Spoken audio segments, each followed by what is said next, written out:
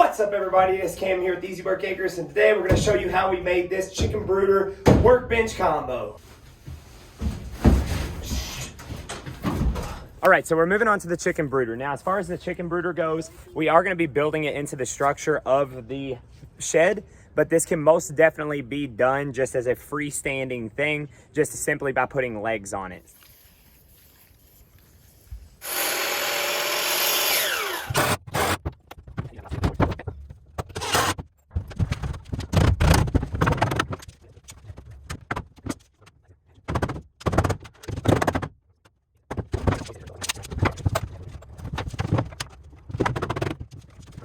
So what you're watching here is that I'm putting this flat on here. I got this level down. I'm about to put a leg under here just to support this middle part. But it's screwed off on each end here. And these blocks are essentially to give myself something to screw to, because I'm going to be strapping a sheet of plywood here to where it'll screw off right here and screw off on these blocks across here.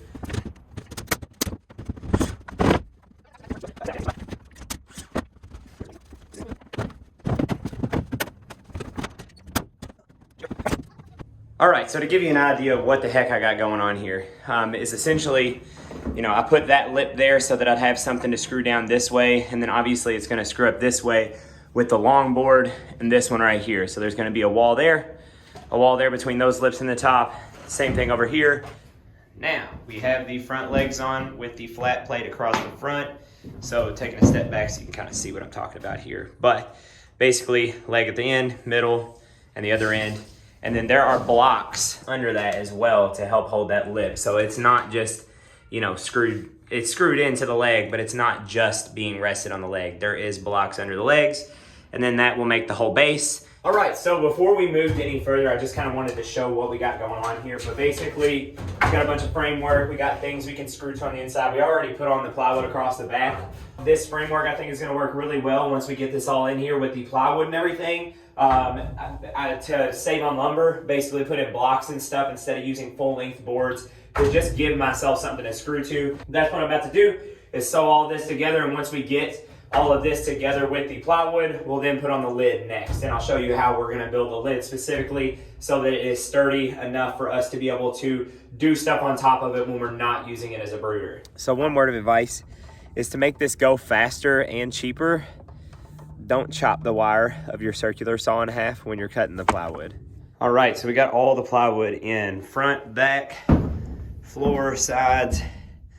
And if you're wondering about the angles in the corner, that is to prevent the chicks from piling up in a corner and smothering each other. So basically trying to take out any hard corners in here. And now it is time to make the lid.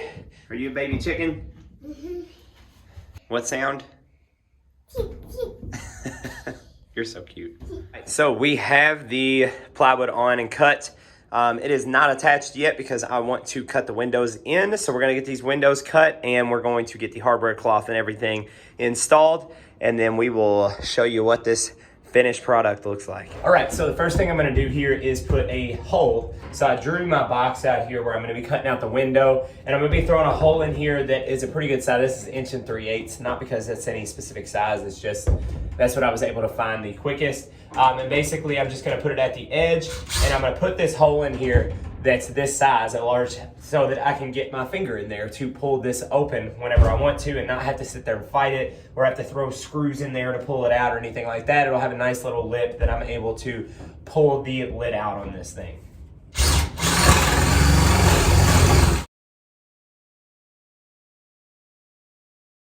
Got the window cut out. I also took this to throw in a little corner holes on all these corners just to make turning the jigsaw a little bit easier.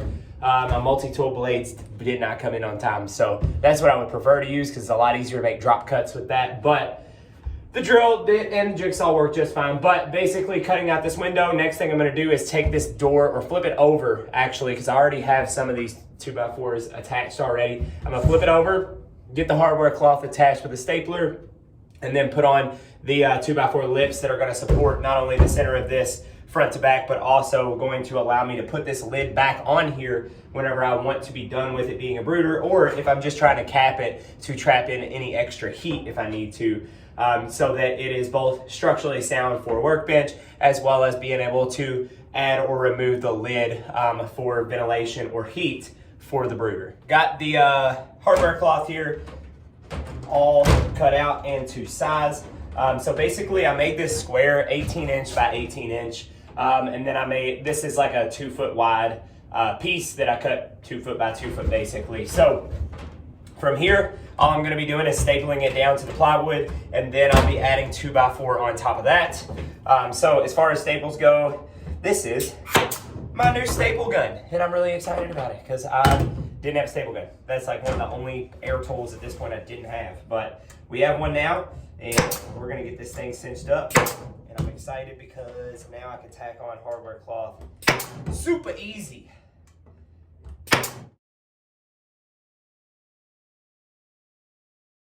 Hardware cloth is on, it's stapled. Now I'm putting these 2x4s on here, and they are overlapping the edge of this hardware cloth to where you can see the 2x4 when I flip this over. And that is to provide support to this hardware cloth once I put the sheet of plywood back on, that it's not just resting on this hardware cloth, but resting on 2x4 itself in order to make it sturdy as a workbench when it comes time to close this thing up. All right, so we got it flipped back over.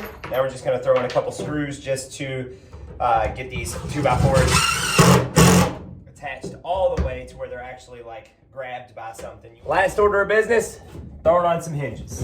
And then this door will be done, and we'll move on to finishing up the inside of the coop and getting it prepared for us to be able to clean it out a little bit easier, as well as just keep this from becoming a nasty smelling thing. All right, so we got the hinges on. This bad boy opens up and it looks nice.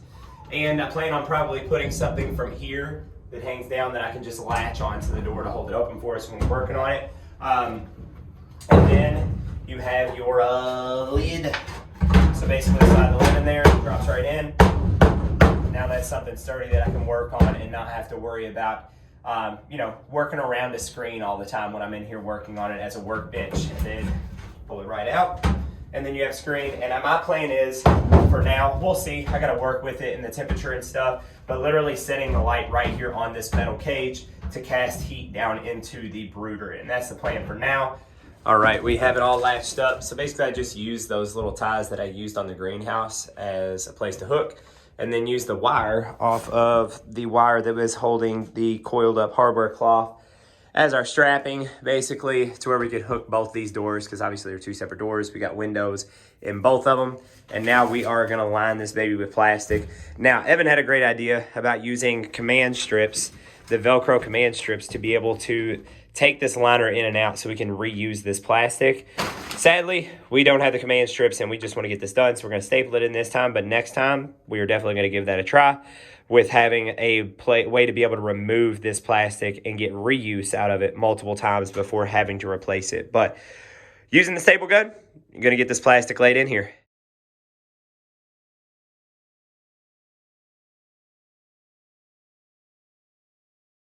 Plastic liner is in. Basically stapled it all on the inside, about a foot up or so, probably a little higher on this front edge, but essentially keeping the wood from taking in any of that moisture that these little chicks are gonna cause. Now let's get some shavings in, get our light hooked up, and we're gonna start testing this baby for temperature. All right, taking a look at the full setup. We have the light down there through the window, and we have the cage through the window, and that is actually holding the light in place to where we can open this lid without having to move the light.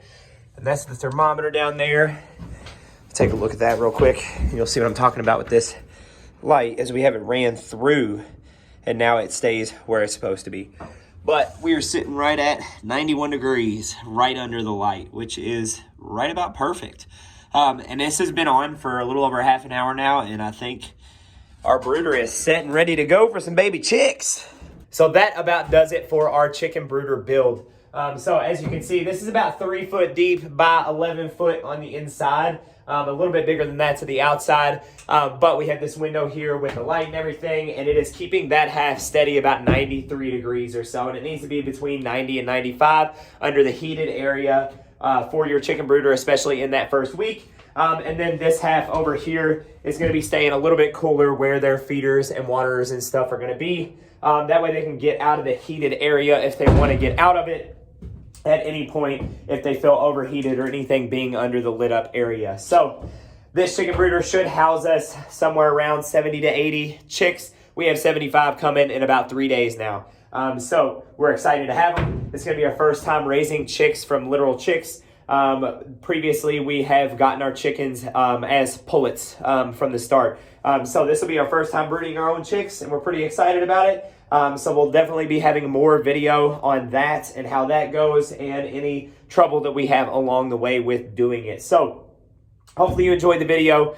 And if you did, please like and subscribe to the channel. We would love continuing sharing everything that we have going on our farm as we continue to build it from scratch, from nothing, with zero knowledge and constantly making huge mistakes. So you all have a good one, and I will see you in the next video.